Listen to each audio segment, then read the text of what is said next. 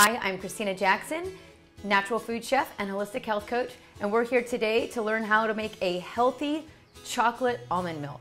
And I'm excited to share with you. What we're going to need to do is get our ingredients going, and that's about a half a cup of raw almonds that you're going to want to start with. You're also going to want to make sure you have about a quarter cup of dates. Now that can vary depending on how sweet you want your chocolate milk. The great thing about this is that these dates are natural sugars, so it won't spike your glycemic level as much. And we have a quarter cup of the raw cacao powder.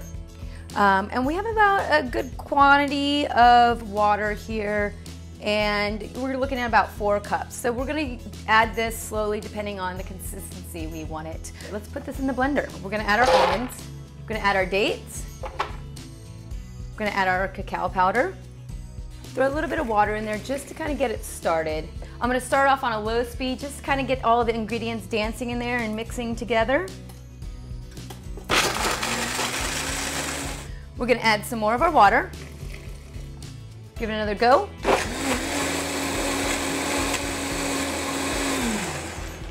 I think I want mine a little thinner, so what I'm going to do is add probably another half a cup to a cup.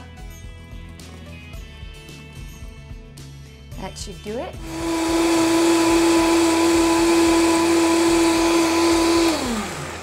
I'm excited because the great thing about this, while it is an indulgent treat, it's good for you because you have your raw cacao powder, which is a superfood, and it has a ton of antioxidants in there. And that's how you make your chocolate almond milk. Enjoy. Well, thanks for watching.